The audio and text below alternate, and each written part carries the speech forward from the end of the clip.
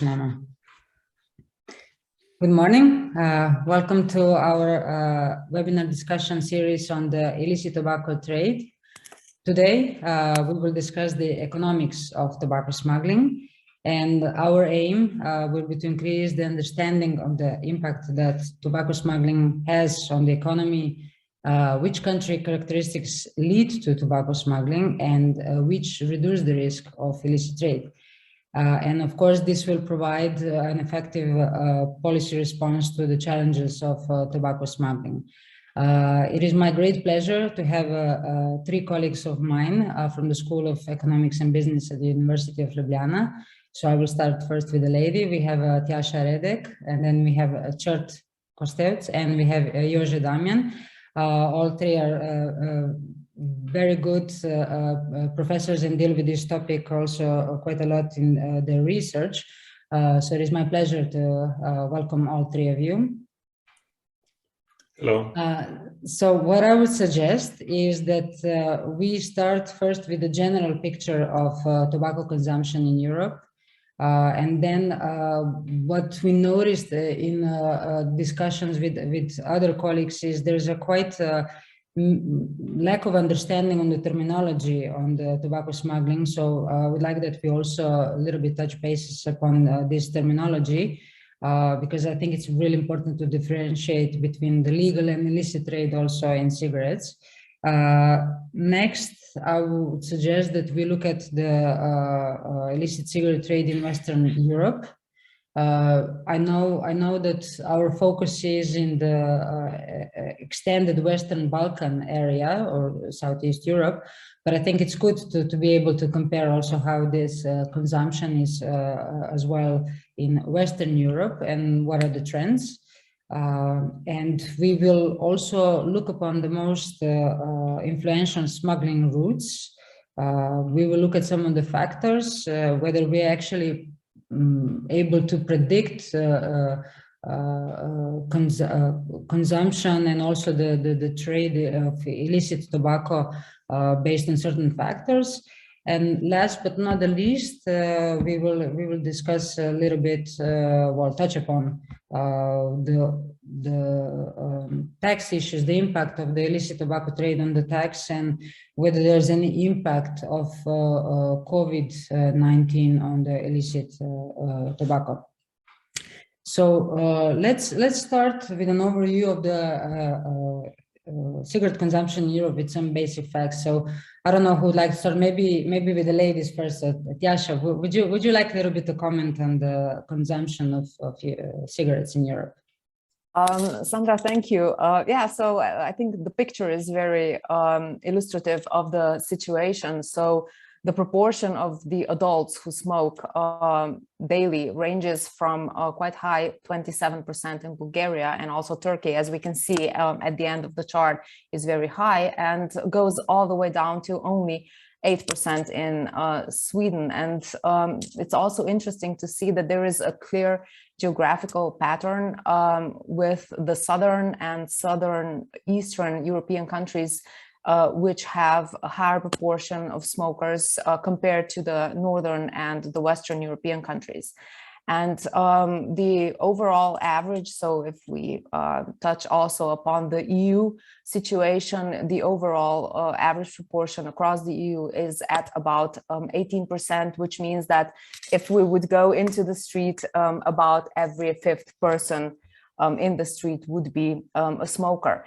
But it's also important not only to touch upon the percentage of people that actually smoke, but also how heavy the smoking is. And this also differs quite substantially between countries. Greece and Turkey, for example, have a very high proportion also of heavy smokers who smoke 20 or more cigarettes a day, while on the other hand, Scandinavian countries like Denmark, Finland, Sweden, Norway, have almost no heavy smokers. Now, of course, as it would be expected, the countries that have a greater proportion of smokers are also those who have a higher share of smokers, heavy smokers. You know, one of the discussions that we had in one of other webinar series So when we compared, for example, Slovenia to Serbia, and one of the recommendations from Serbian colleagues, they were saying that actually they were looking up to Slovenia, and they said, you know, we think that we would decrease the illicit tobacco trade if, for example, we prohibited smoking inside. In Slovenia, it's prohibited to smoke inside. Has this really decreased the consumption of smoking in Slovenia, this prohibition? Or no? I mean, has it been any substantial decrease or no? Well, this change in legislation, and of course in Slovenia, but definitely not only in Slovenia, was probably one of the major reasons which contributed to the overall trend of the decline in the smoking rate. If you can just maybe flip the slide, we'll be able, I think, to see, yeah, so these are the trends in smoking in Europe. So it's not only Slovenia, but also other European countries that have been following the international guidelines, and this definitely contributed to the trends that we see. So overall, the trend in the presence of smoking, or the trend in smoking prevalence in the EU 15 countries, with Malta and Cyprus as well, has been decreasing over the past 15 years. And I think that we also saw in the past 15 years, and even more, the changes in the attitudes, not only the legislation, but also, of course, among the consumers. So on average, the results are quite obvious. So the smoking prevalence fell from around 32% of adults to only 25%.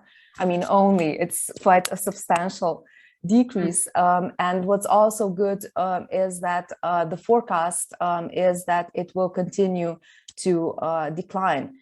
Now, despite the fact that we can clearly see in the chart that the rates are declining, there are nonetheless very obvious differences between EU member states.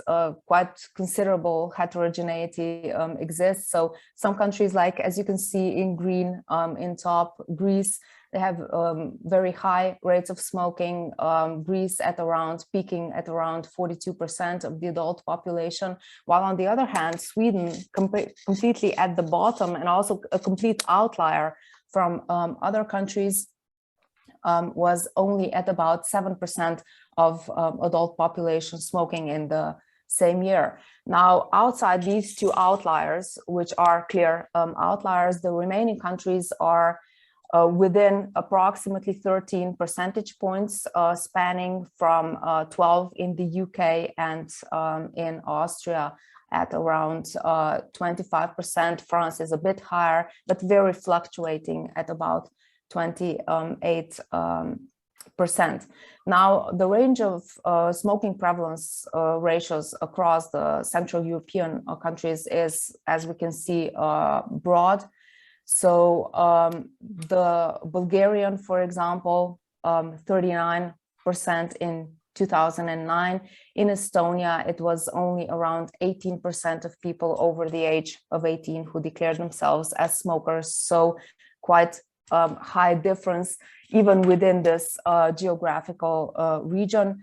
And if we compare the regions, so ourselves, Slovenia, which you asked about, to, let's say, Western European countries, we can say that the prevalence of smoking is higher in the Central European countries, but as was also clear for the EU 15 states, the trend is decreasing. So we can hope to maybe achieve Swedish numbers in the past, I don't know, in the future decade or so. Well, do you think really that, as colleagues were arguing, that, you know, the introducing this prohibition, do you think this would also, in the Balkan countries, this would lead to this decline, or you think this is just also related to a culture? Maybe it's definitely partially cultural. It also takes time. So if you introduce this change, it was similar here. First, you have a lot of opposition, then gradually people start to accept that, and the whole culture of smoking adapts, and also the smokers, I think, are sort of ousted more now in comparison to what they were 10 years, 15 years ago. It's also not, let's say, fashionable anymore to go smoke, have a coffee and smoke as maybe it was a decade or 20 years ago. So the culture is changing. So definitely it takes time. Legislation alone cannot do it. Thank you. Well, Jože, if I may ask you, if we now a little bit focus on Western Europe to be able to compare later on, and as Tjaša said, you know, the fashion is no longer, you know, to have cigarettes and discuss, you know, but you know, working on these issues of illicit tobacco trade and you know, having the opportunity to go to some Western countries, I keep noticing, I mean, maybe it's not a fashion any longer to smoke this, let's say, regular cigarettes as we used to see it, or we still see it, you know, let's say in Serbia, you know, Kosovo, Macedonia, Bosnia. But what I see, for example, in France, what I see, you know, in Italy, you know, this smokeless, you know, other cigarettes, so, you know, like Philip Morris cigarettes, you know. So what can we say actually about the consumption in cigarettes in Western Europe, Jože? Is it really going down, or we're just changing the type of cigarettes we smoke or things we smoke? Actually, we see this declining trend in cigarette consumption in all around in the Western Europe. But let me first start with the overall picture of the market. Let's say the total value of the EU cigarettes market at the retail level amounted to some $137 billion in 2018, which amounts to 457 billion cigarette sticks sold. And as this figure illustrates, the top 6 EU tobacco country markets, which are Germany, Italy, United Kingdom, France, Spain, and Poland, they accounted for, let's say, almost three-fourths of the total EU retail market value. On the other side, these top 6 countries accounted for 67% of the total volume of EU market in 2018, which indicates higher than average cigarette prices, with the exception of Poland, of course. If you look at Germany, Germany holds a 17% cigarette market share in the EU, followed by Italy, UK with 14% market share.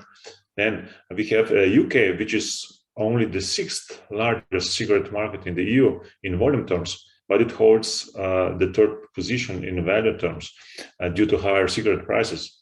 Then we have, in contrast, Poland, which is the 4th largest EU cigarette market with 42 million people, so in volume terms, but only the 6th country in value terms due to lower cigarette prices. So there's a lot of heterogeneity here in Europe based on the size of the countries and the actual prices which are charged consumers.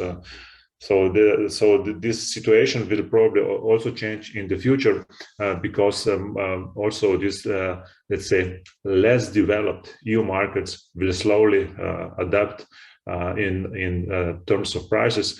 And so we will also see here some convergence going on in Western and Eastern Europe. If I show the next slide, we see the consumption trends in Western Europe, and in connection with the previous slide. I mean, well, first of all, I would like that if you, Jože, can continue commenting a little bit whether we have any. I mean, obviously from graphs we can see that there's a decline of increase in consumption. But what does this number tell us? I mean, is this related only to, I mean, look at Germany. You compare the volume of cigarettes in Germany. I mean, what can we say? What is the reason behind these numbers? You know, if you can just a little bit comment on this. Mm-hmm. Sure. So in general, we can see that in most countries, they have been experiencing a steady decline in cigarette market retail value. And this trend is noticeable in the majority of the mature markets of the developed world.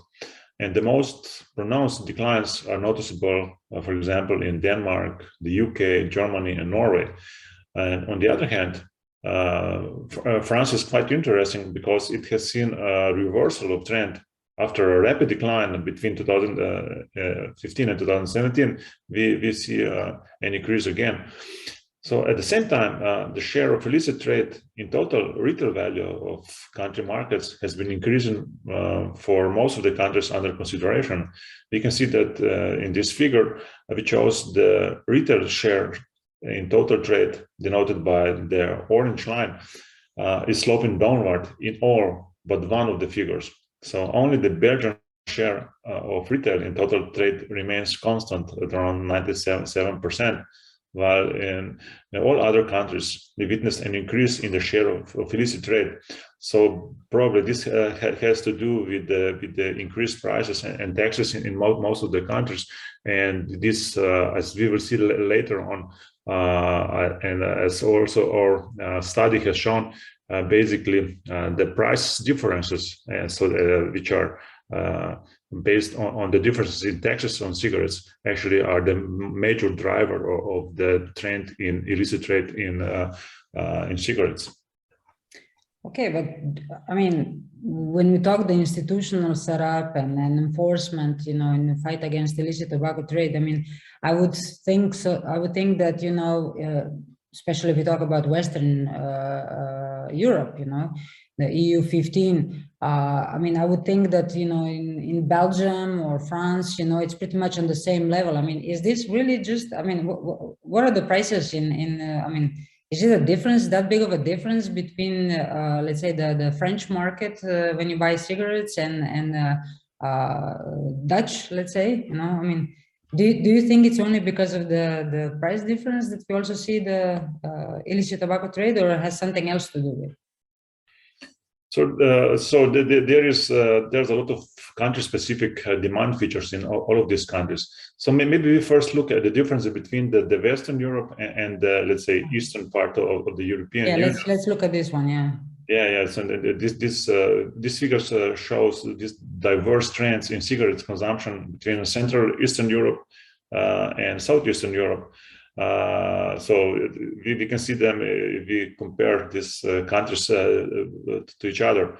On the one hand, we see that Central European countries such as Czechia, Estonia, or Hungary, they experienced a steady increase in the size of the market for cigarettes, which is accompanied also by an increase in the retail share.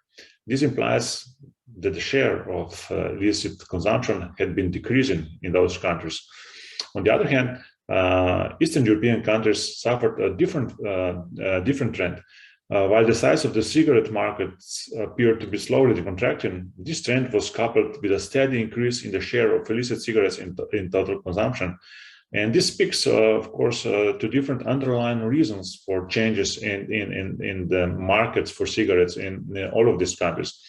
Rather than some common external factors such as the global financial crisis or, let's say, a trend away from smoking, these processes are governed by country-specific demand features. So basically, there are some price reasons or tax reasons, while on the other side we have different policies which are set by individual countries to prevent smoking. So we see a lot of difference here between countries. So apart from culture, also to institutional factors. So if we were to sum up, for our listeners of this webinar, what can we say? I mean, now in comparison, what is the trend? What is the trend? Just in one sentence, because they won't be able to, to remember all these graphs. But what is the trend in Europe? And when it comes to illicit trade and also the consumption. So that's what can we say? So basically, the summary would be that in most Western European countries, actually, there's been a trend of decreasing trade consumption of cigarettes, while in part of the Eastern European countries, we see an increase in the smoking trends. And in the other part of these Eastern European countries, we see a decreasing trend. So it really depends on the market. So while in general we see a trend of decreasing smoking trends, in some countries we see a different trend, right? But it all depends on the country-specific demand feature. So it's really difficult to tell, right? That we see an overall trend in decrease of smoking, but as in some countries, we can see the opposite trend. So we really have to study each particular country in order to see what are the underlying factors for the smoking trends. Thank you. And you're right. I mean, it's difficult to tell, and I will save Chert for this part, you know, to see whether there's any possibility that we can tell about predicting the trends and then actually the routes. So before we go into that, I also would think that it's important that we discuss a little bit what are the differences between types of illicit trade and tobacco. And I know, Tjaša, that you're very good in this. So I hope you don't mind if I again ask you if you can comment, you know, how can we really understand what is the illicit trade and what are the types? I know there's a lot here on the slide, but if you can just briefly, you know, mention the difference. Yeah, be glad to. So it's quite complex, and on top of this, what is making the story more complex is the fact that new, maybe innovative products related to smoking are coming to the market. So this definitions might change in the future, or might be expanded in the future.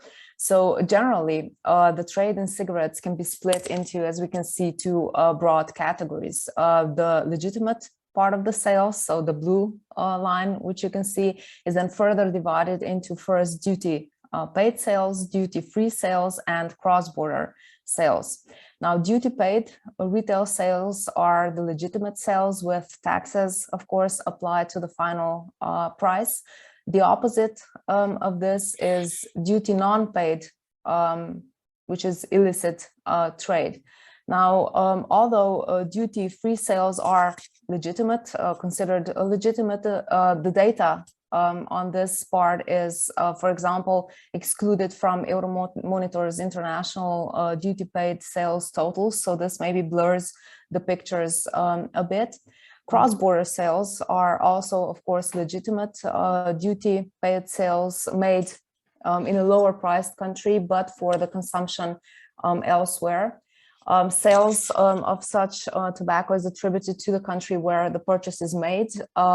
Now, if we go to the other side, the illicit trade is split into several categories. So contraband, counterfeit, illicit whites, and unbranded tobacco. Contraband comprises legitimately produced cigarettes upon which there is no tax or duty paid when smuggled or bootlegged across the national borders, or which are not declared if produced domestically. So in a way, hidden. Counterfeit or fake products are those who are not legitimately produced and, of course, have no duties paid. Then illicit whites, which are also known as cheap whites. These are usually manufactured legally in a source market with the key purpose of being smuggled into the destination, which is, of course, the more expensive market. And there's also the unbranded tobacco, which is sold as loose or shredded leaf tobacco. In Australia, for example, it's called chop chop. So to summarize the essence of how it looks, or it can also be manufactured cigarettes sold loose in clear, very large packaging. So quite a lot of varieties in terms of cigarette market and details that have to be discussed. And of course, when you then go into the trends, having basically so many categories that need to be understood additionally complicates understanding the data and prognosing for the future.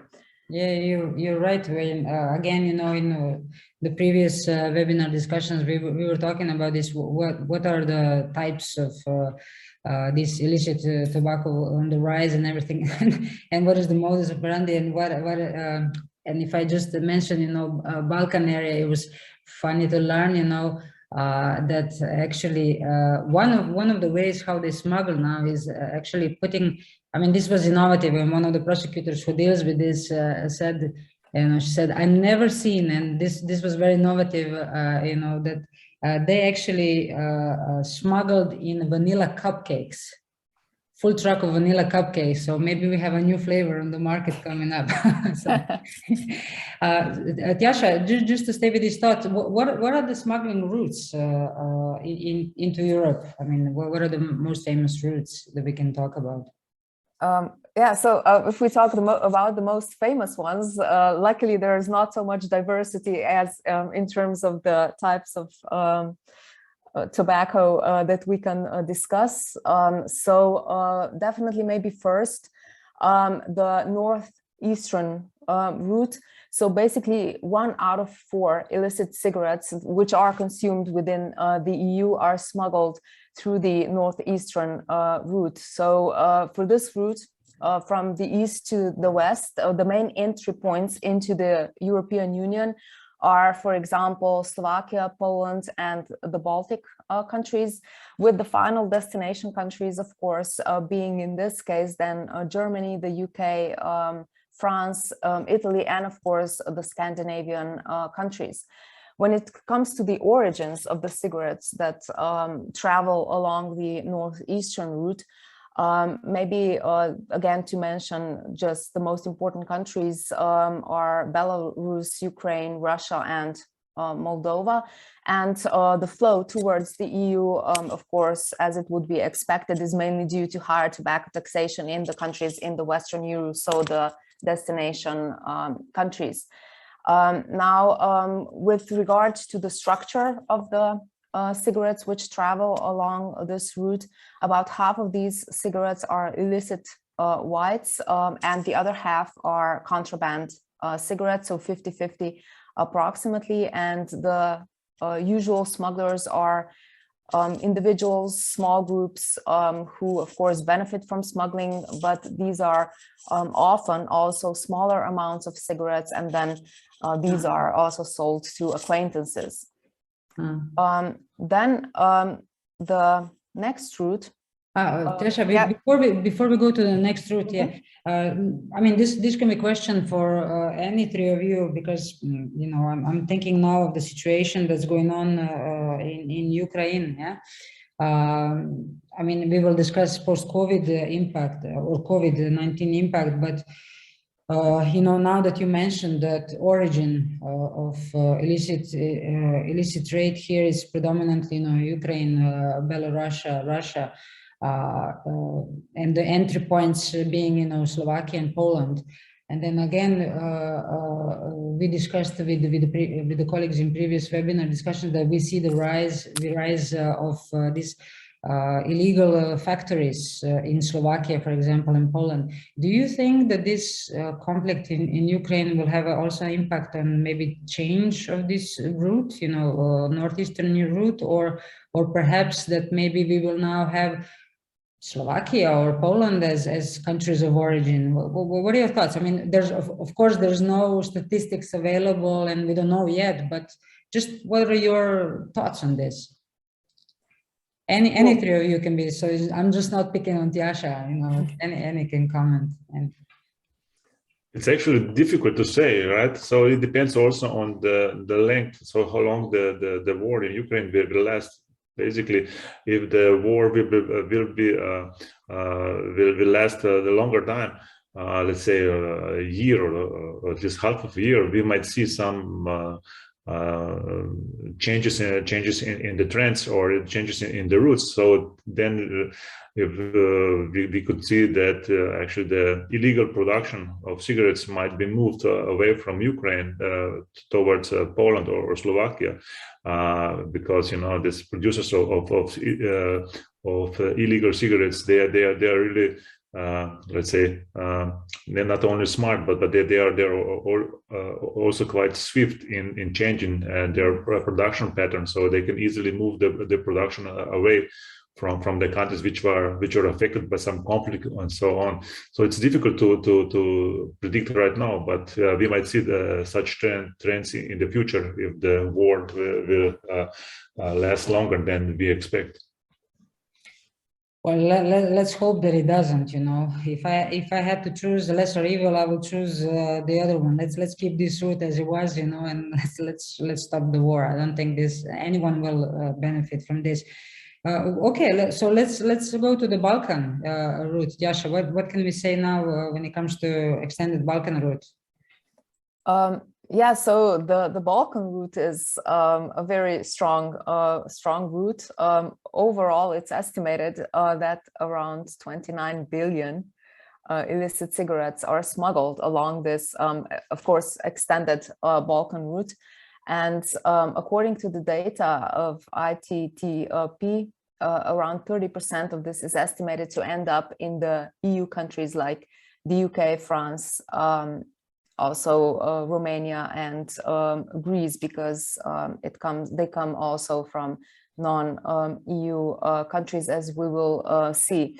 Now, maybe reflecting to the discussion that you opened before, so one of the questions, what will happen to the route reshuffling maybe in Europe, is also related to the fact that part of the target market of the northeastern route and the Balkan route is similar. So how swiftly the groups will reorganize and also take over the market and establish the, let's say, stable channels of distributions.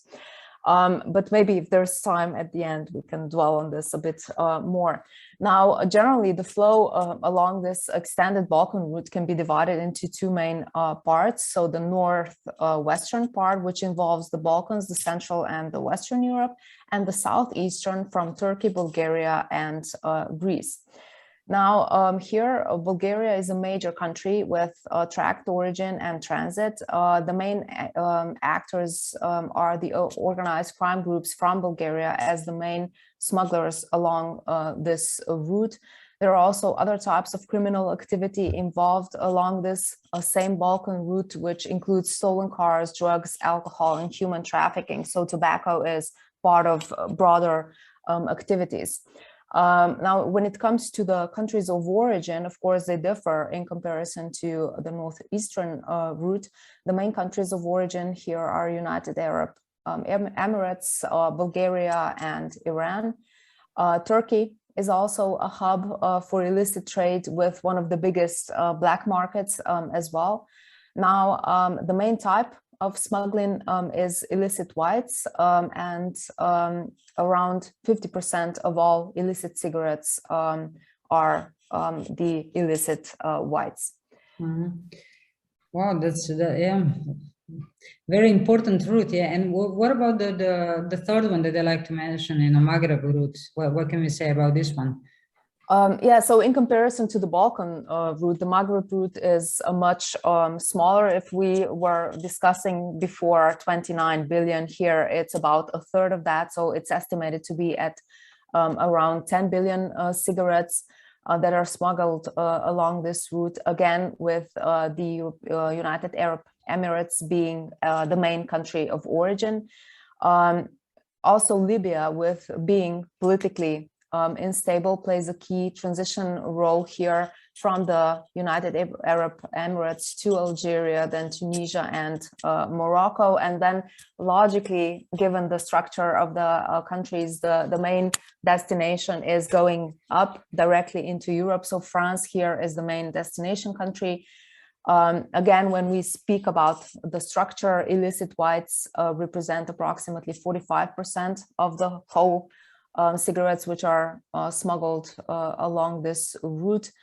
Local tribes here at the start of this route and also terrorist groups have been shown to exploit smuggling to fund their activities. So again, it has a broader, let's say, negative consequences. And there's also a lack of support on borders combined with poor law enforcement, which enables this route to grow very fast. So it grew estimatedly by around 10% between 2012 to 2017. So we'll see what the future holds, given the instabilities in the broader region as well.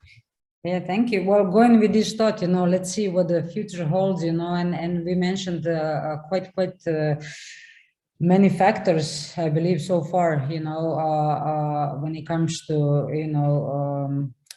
trade and the consumption trend. So Tjaša, I'm now saving some difficult questions for you, and see to be able to look what examine or predict, what will happen. And in order to assess this and to be able to understand even better, we need to actually look at demand and the supply side. We've seen also the countries of origin, we see the destination countries. We heard from Tjaša, when it comes to weak enforcement. We heard also from Jože, some cultural issues, but let's a little bit discuss this more, and of course we also discussed this conflict in Ukraine and possibility of changes of the route. What are the main drivers? So our participants, the main drivers, the main factors on each of the demand and the supply side. Thank you, Sandra. So yeah, it's painfully obvious. It's all financial, right? So it's both driving both demand as well as supply. It's worthwhile for the smugglers and the smuggling groups to try and smuggle cigarettes into these markets, and it's also from the perspective of the consumers, it's price advantageous for them at least to buy illicit products compared to legal and duty paid tobacco. So on one hand, the prices obviously are inflated or are an end result of taxation, but it's also pricing to market. It's also the marketing and branding strategies of tobacco producers, and all that ends up creating this huge difference in the gross price between legal and illicit cigarettes. So to break it down to nuts and bolts, whenever there's such a huge opportunity for arbitrage, which this will be, you're going to find people that are going to take advantage of this, and those come both from the side of suppliers as well as from the side of consumers. So as we said, most often taxation is being labeled as the key driver. And it may well be the key driver because, in most countries, taxes are meant to, sort of detract the people from smoking. They end up, driving this price gap. So what ends up happening is also consumers then deem these prices unfair, because they see the alternative, they get wind of what the alternative may cost, and the alternative is usually much cheaper with the illicit cigarettes. So it's a combination of, I think, consumers seeing this as an opportunity to save money in a way, but also a way of sticking it to the man, right? So they're sticking it both to the government and to big tobacco in a way. By buying illicit products. So in order for these giant opportunities to diminish, anti-corruption activists or a whole bunch has to change in the whole system of oversight of illicit tobacco for the opportunities to diminish. As it stands now, they're still out there. There's still a lot of opportunity for illegal or illicit gains to be made. Well, it's a good thing that you mentioned, the fact that they want to find cheaper option, in order to be able to smoke or consume, tobacco. But when we also discuss with the principal, we often forget health issues, because there has been so many examples, and we discussed this also with colleagues, that actually when you buy, you think you buy cheaper product, but this can have a much bigger and more damaging effect on your health. Because you never know what they put in those cigarettes, what material they use. And there have been cases actually in Western Balkans. I mean, we discussed with colleagues from the Balkan area where this happened. And they also think that, it's, again, when going back to the key measures in order to be able to actually lessen the consumption of this illicit tobacco is, beside prohibiting smoking within buildings or whatever, but also raising awareness. raising awareness on that. You don't know what you're smoking if you have the illicit tobacco. So perhaps this could be also one of the policy measures that could be on the demand side introduced. So let's in front of us we see actually the prediction model, and this is the example for Slovenia. So what is this? We're all from Slovenia now. So naturally I wanted to use the model for Slovenia. So what can we say about this for Slovenia? Where do we get illicit cigarettes from? I mean, yes, we saw the origins, in the extended Balkan route, but what are those countries that we get the most? I mean, is Slovenia just the transit, or we also, are the part of the destination countries? What can we say about Slovenia? Yeah, to just go back a step and just explain what we're trying to do with this predictive model. And then I'll circle back and try and decipher what these countries mean for Slovenia's illicit cigarette market. Yes, please. That would be very good. Yeah. So just for our viewers to understand what the issue is, namely, well, there's quite a bit of data on what the value of aggregate illicit tobacco is, or aggregate illicit inflows are into the countries. There's way less information on what the bilateral flows are that compose those aggregate numbers. So those are super hard to come by, right? So in part because the whole process, the whole illicit trade is meant to be hidden, and partially also because neither the suppliers nor the consumers want to be found, right? So the alternative, the most often used alternative have been the discarded pack surveys, or where they're trying to find the origin of cigarettes by looking at the discarded packages. So what we're trying to do here is to complement existing methods with a statistics-based, predictive model that tries to, using available statistical data on these countries, tries to find out which would be the most likely sources for these bilateral illicit inflows. So what we're basically doing is using statistics and using as much data as we can comfortably fit into the model to try and predict the most powerful flows between countries. So what we're basing this model on is primarily price differences, income differences, so GDP per capita differences, then distance between countries, because as we know, distance matters a whole lot in any trade scenario. We also look at population size, then differences in some aspects of sort of criminal elements in different societies. So either the underground or the shadow economy, or the number of violent crimes and so on. We also look at information on whether two countries share a border, whether they share a common language, which will also generate more trade between them. We also try to see whether countries have any productive capacity or any logistical capacity for tobacco, which again would add up to those countries having more impact on flows. So basically, based on all these factors, we can generate a decomposition of the aggregate flow into bilateral components. So what we're seeing here in this graph for the case of Slovenia is just one example of such a breakdown.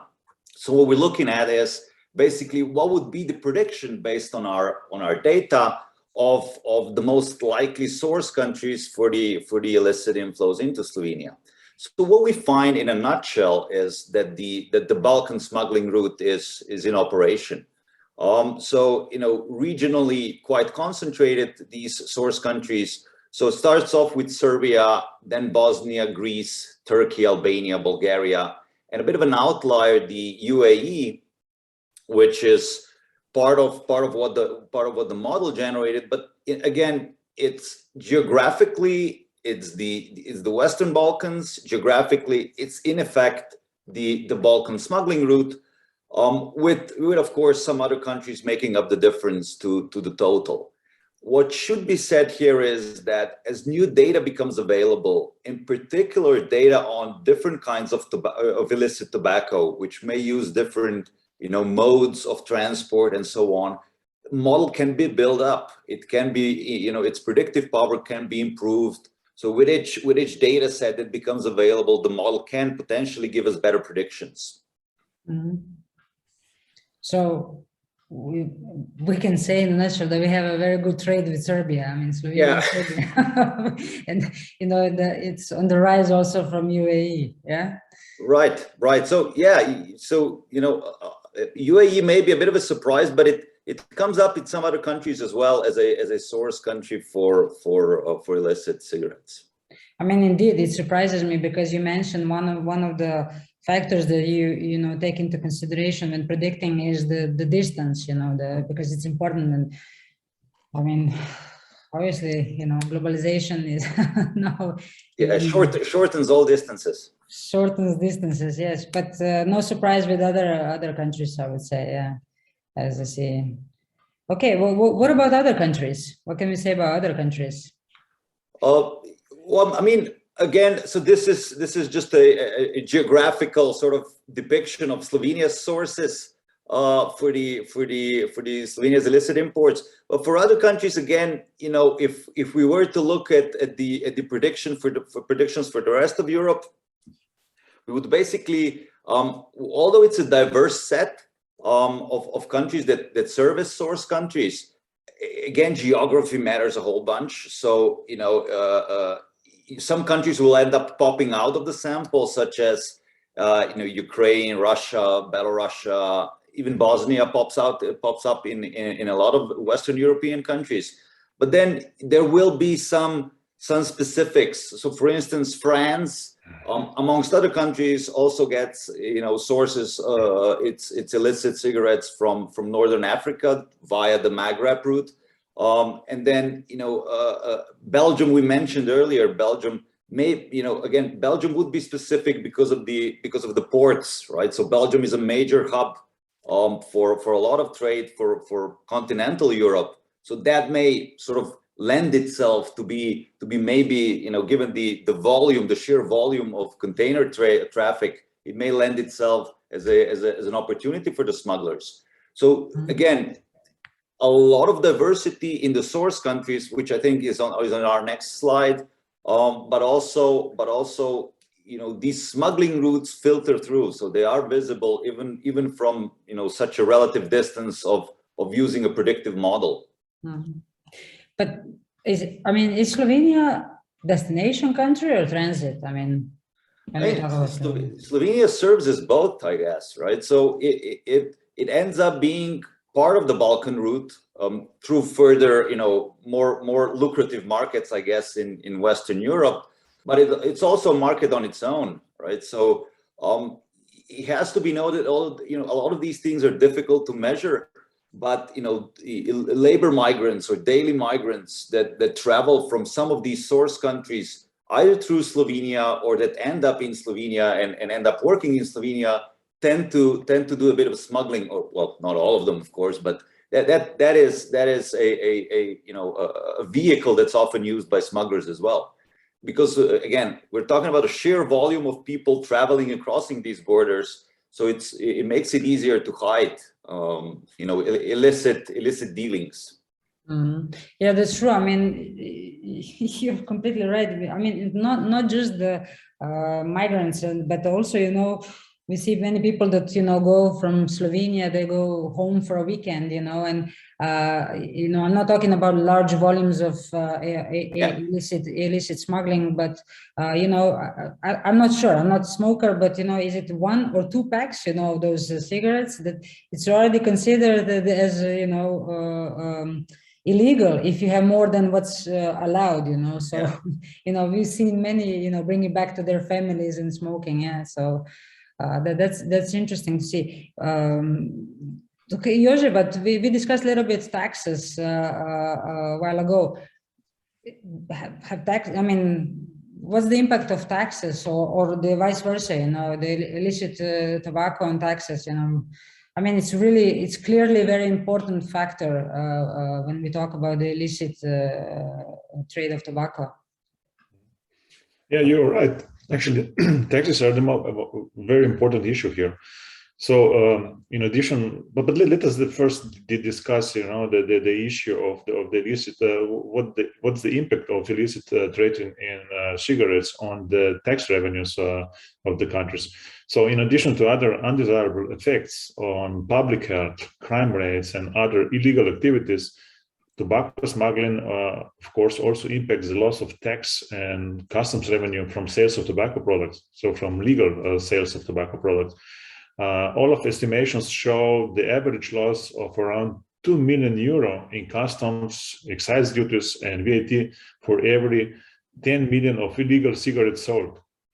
And if we use the KPMG's estimates of 34.2 billion illegal cigarettes in Europe in 2020, this would then cost European governments close to 7 billion euros in lost tax revenues, just because of this illegal trade in cigarettes.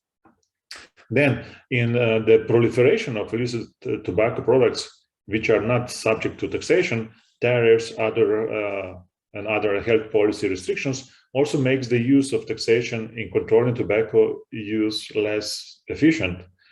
With readily available alternatives to legally obtained tobacco products, price-based policies impact consumption much less than we would expect. And finally, as it was shown in our analysis, the price differential, so price differences between countries, are a key motivator for illicit cigarette trade, and they in turn depend greatly on taxation. And it has been proven also in our analysis that excessive tax rates function both as a pull factor for illicit trade, as the smokers will search for cheaper illicit alternatives, as well as a push factor, so motivating smugglers with the promise of rich rewards. Then, to reduce the illicit tobacco trade, government should have this in mind and probably think in the direction of avoiding excessive taxation of cigarettes as the means of reducing cigarettes consumption. Higher taxes have been shown to drive increased illicit tobacco trade. So to achieve the goal of reduced tobacco consumption, other measures such as communicating the health risks of tobacco use seem to be far more efficient. So as we've seen over the last, let's say, a decade, the smoking trends are going down, but this is much more due to a higher awareness of consumers and due to these communication strategies of the countries. So to summarize, actually this tax, so high taxes actually cannot drive down the trend of consumption of tobacco. But it can be done, by other means, and the countries should resort more to the other means, such as already mentioned, the communication of health risks. This is much more efficient than high taxation of cigarettes. But this leads me to a question, because looking at the policies, created in fight against illicit tobacco. I mean, one of the arguments is actually, especially the protocols and everything, World Health Organization, is to actually unify the tax level. I mean, to have it, and then this would, lead eventually to lower illegal trade. But now hearing you and actually, trying to think also in practical terms, I mean, if I'm understanding correctly, you would suggest that not really bringing to the same levels, let's say in Serbia, or let's say Kosovo, if we increase the levels of taxes paying for cigarettes, you're saying that we will see more of illicit tobacco? No, I would say, I would say that harmonization of tax policies in regard of of cigarettes consumption would be much more effective.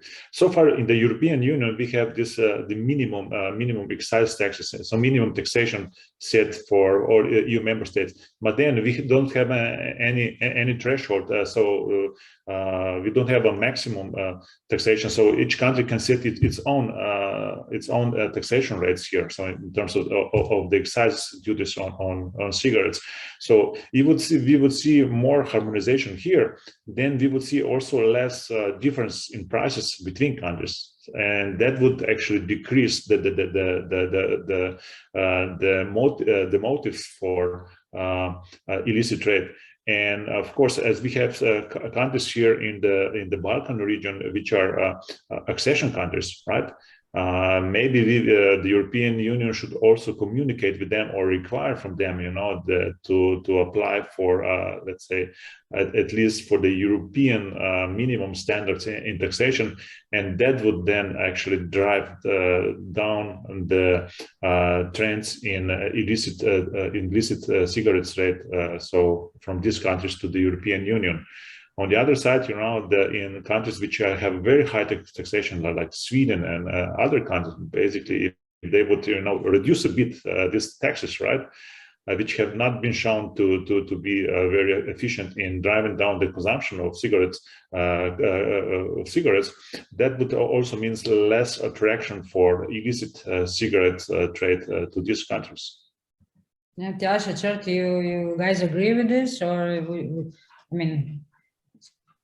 Obviously, what we hear, just the harmonization of taxes is not enough. What else you would suggest in order to decrease this illicit trade? And obviously, it's not a copy paste. I would say, I don't think it's the same, policy measures. Let's say in some Scandinavian countries and then in Balkan area. I mean, I'm not pessimist, but it's just knowing the culture, and I think culture plays quite important role. I don't know. I don't have a clear answer to this. I think what you mentioned right now is the key. I think the culture as it stands is that this is basically a white crime, right? So it's almost a victimless crime in a way, right? So it's in terms of volume, it's generating similar volumes as drug money, but it's not considered to be as harmful. So on one hand, the culture needs to change to acknowledge that this is dangerous and this is crime, and this is sort of subtracting from the efforts to reduce smoking in population, right? On the other hand, taxes alone are not gonna do it. We've seen this for the past number of decades. The taxes have been on the rise in cigarettes, and they're historically high, and people are still both smoking and turning to illicit cigarettes. And although there is a decline, a trend decline, I think this decline in part is generational. Older generations didn't used to be aware of the dangers of smoking so much, and it was sort of a rite of passage for a young kid to start smoking. I don't know, at 16, 18, right? So it was. Well, that's even late. people were proud of that, right? Yeah. I don't think that's no longer the case, as people realize that it's very dangerous to smoke, and there are health risks associated with this. So once culture changes, once people sort of grow out of this habit with newer generations, and especially once the awareness of people grows that this is crime, and it's harmful as any other type of crime almost, right? So then we'll see changes happen in reality, I guess. Mm-hmm. Yeah, well, I would also like to add to this, right? So basically, we've seen that more developed countries actually seen a larger decline trend declining trends in consumption of cigarettes. So basically, also the culture is actually shaped by the increased development. So as those countries which are less developed in, let's say, in the Balkan region, as they will converge in terms of the level of developments to the advance to the Western European countries, we would see also trends here in decline in smoking, because the level of development is actually driving also the cultural changes. But then also countries, the government could be more, let's say, more active here in the sense, right, that they would stimulate, right, by using these different communication strategies to actually make smoking less attractive to younger population. So, so basically, we have some, I would say, a natural trend which will have an impact on declining trends of cigarette smoking because of the convergence in development rates. And on the other side, we have this more proactive policies for government, which may add to this, right, and then drive down, in addition, these trends in smoking. Yeah, you're right. I mean, it was funny. One of the comparisons that colleague asked me from Serbia. She said, "Sandra, well, have you ever seen? I said, have you seen in Slovenia, for example, grandparents, taking care of their grandkids? Have you seen them smoking around grandkids?" I said, "Well, I mean, not really. I haven't seen." She said, "In Serbia, that's completely normal. I mean, you have grandparents smoking in front of kids, and our kids grow up thinking this is normal thing. This is part of life. We don't socialize. We don't go for. We are always out for a coffee, and there's no coffee without a cigarette." She said, and this needs to be changed. So yeah, I think all three of you are right when you mentioned that these habits needs and the government needs to be more let's say proactive when it comes to raising awareness.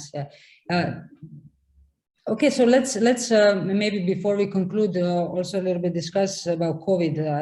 I don't know. So some say that it's very important. That some saying that it will not really have a huge impact because there are other factors that are more important when it comes to the levels of illicit tobacco. But Tjaša, what do you think? I mean, we've seen the roots, we've seen what are the types of illicit. Is now I don't know. I guess we can say that we are now moving post-COVID times. Is this going to have an impact? I mean, is modus operandi going to change? I mean, roots, maybe not. Maybe Ukraine will have more impact on the roots, but COVID-19, will we see new dynamics? Because, during the COVID times, we really lived in digital world. So are we going to see more of online sales? I mean, I don't know. Just what are your thoughts about this? Yeah, this is a very difficult, complex question. So online life, yeah, it's one of the aspects that will have to be considered. Second, the habits that we talked so much about, right?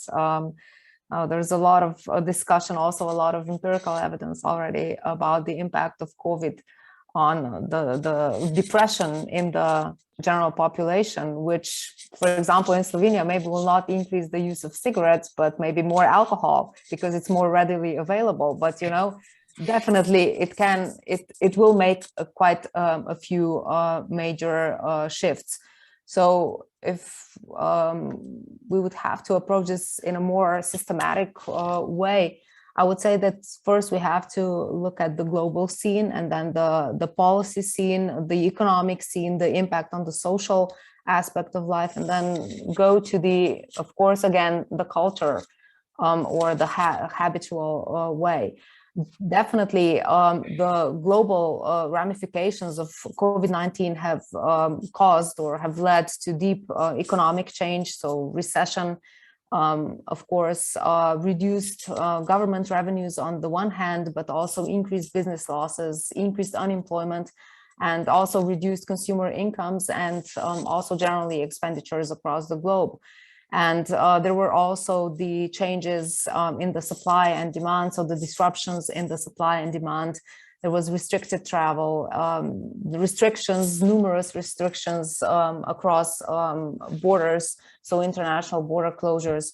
And of course, this already caused quite a lot of change among the organized criminals. They had to adapt the networks accordingly. And of course, the political situation in the East will add on top of that and could potentially completely again shift the trades. Now, the COVID itself, so the pandemic, has not impacted only the illicit trade in tobacco, but has definitely caused an increase in illicit activities across several other industries. So those among most impacted are, for example, pharmaceuticals. So besides tobacco, of course, then alcohol, PPE products, home, personal sanitization, also luxury goods, beauty and personal care products. And other flows of illicit trade have also been on the increase. So, for example, human trafficking and the trade in drugs, so the illicit drugs trade. So definitely in the medium and also in the long run, governments will continue to fight, on the other hand, the impacts of the pandemic, but on the other hand, of course, also fight the criminal activities.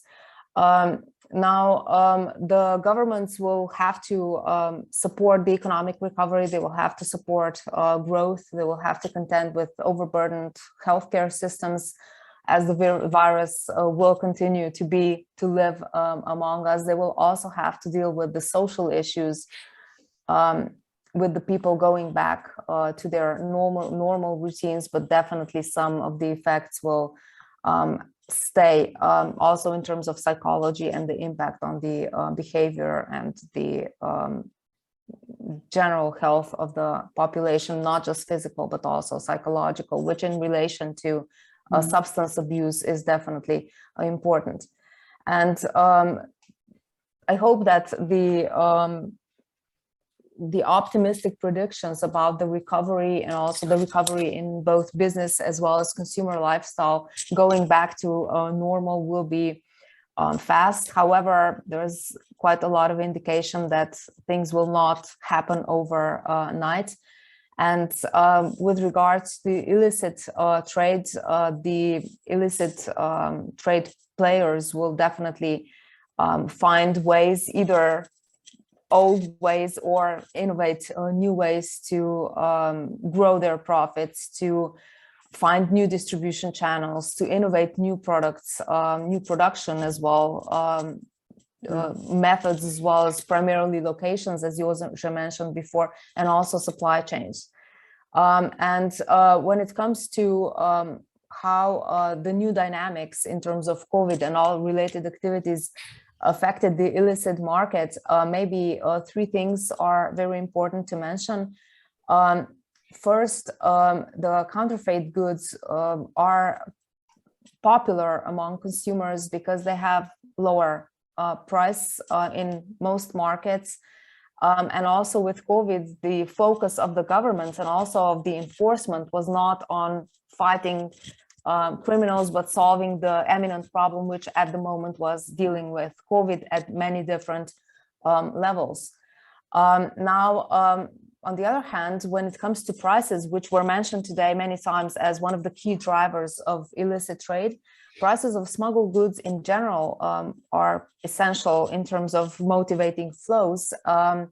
Now, these prices have risen during COVID due to, on the one hand, excess demand, also when it comes, for example, to medical products, personal protection products, and so forth, which is also among the smuggled goods. The price rise also is related to the government regulation, which prohibited availability or made availability of these products for, let's say, normal population, not the, for example, medical population, more difficult. So this, of course, impacted the price of this specific product good. Now, you already mentioned at the beginning that we all went online. Everything is online. So also illicit goods are now more available, and also primarily also more sought for online. So the higher demand for illicit goods sold via e-channels will be a thing that could stay. So it accelerated during the pandemic, not that it wasn't there before, of course, the dark web and everything, but now, of course, as people were searching for sources of their consumption, let's say cigarettes, it became also more popular among the end consumers. So we can expect more activities also there. Yeah, there are also maybe three main drivers that are worth mentioning of illicit trade during the pandemic times. So generally, limited access to finance meant that businesses needed to cover the costs and inventory. Generally, the rise of prices of goods sold by companies as a result of increased taxes when it comes, for example, to cigarette sales across Europe. This is a trend. So increases in taxes, increases in prices. And also the rise of legal prices due to the shortage of different materials and complications that result from the disruptions in global value chains. So these are things which may not be directly related to the illicit cigarette trade, but definitely will have an indirect effect, not only on this market, but also other markets, both legal as well as illegal. Yeah, so maybe just to add a few things on top of this, there are unintended but negative consequences that can be seen in countries where governments have also implemented or enforced policies related to restricted access to the raw materials and inputs, which I mentioned before, or there was a temporary ban maybe of legal goods being sold, not necessarily linked directly to tobacco, but also other things that are being smuggled, control over which channels products are sold through, and higher taxes in general. So these are the elements that impact the prices, the availability of goods, and of course, anytime this happens, it opens a window for illegal activities. Now, when it comes to assessing the possibilities or the possible impacts of COVID on this market and also on other markets, it's definitely at the moment hard to say. Too early, yeah, maybe. Yeah, it's too early. It's sort of a natural experiment. It will definitely open new insights or provide new insights into how organized crime, especially on that part, right? How it operates, how quickly it can adapt, what new methods, what new modes can be used. Especially since we heard before you were discussing, daily travel, workers coming across border. This part was halted in many European countries during the border closures, and the smuggling, which I think Tjaša mentioned before, had to rely on other logistical networks and illegal border crossings as well. So is this going to stay? Is it going to become more important, or will it again return to maybe supply for your own family and your friends when you go across the border, especially on the routes where this was more important, not just where organized crime was important? So definitely COVID will help us understand the roots and the logic of the organized crime and also their business models more in detail. And on the other hand, of course, if we go to the other side, to the consumer, it also is important that those who are experts in health aspects, as well as maybe marketing experts, consumer behavior experts, deal with this issue, because it had a lot of effect, and this has been already evident in the literature, on the consumer patterns, as well as the consumer health, and the negative substance abuse definitely was on the rise. So it will also have an impact on the tobacco trade in general. So yeah, quite a difficult question and lots of open issues. So it would be hard to give a definite answer. So I will not even try. go beyond Thank you, Tjaša. You're right. You know, I mean, difficult question. I think we can skip this one. Yeah, this slide. But just to keep in mind, you know, the time. You opened actually quite many important issues now, and you know, shortage of materials, distortion of the supply chain, then rise of prices, and they said that this could possibly give us more of understanding of logic and the roots and maybe types. Obviously, people, you know, because there are increase of prices, obviously they will go now for a cheaper version of the illicit tobacco products, and the supply chain, maybe now routes will also change. So Chert, Jože, I mean, Tjaša, also for you, you know, but your last thoughts, and let me, Chert, if I can ask you first, you know, in relation to your last thoughts, and the model, you know, the predictive model that you explained earlier when it comes to Slovenia. I mean, I'm not sure whether you know already or what, but what would be the predictive, what would predictive model, what would formula say about Slovenia and all these factors that Tjaša mentioned, you know, what can we predict then for Slovenia? Will we see more, less? Will maybe Slovenia be, you know, skipped? What does it say, the model?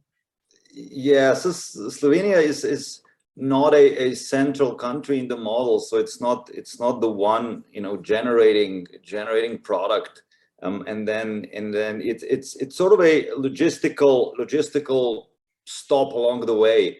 Obviously there's demand in Slovenia which is then supplied by these illicit routes, as it is in many other countries. So my predictions, and I've not ran the model on newer data recently, but it would be, you know, more of the same, I guess. So as you know, as these price differences remain, as these you know, income differences and so on remain, the model would tend to generate similar kind of predictions for Slovenia.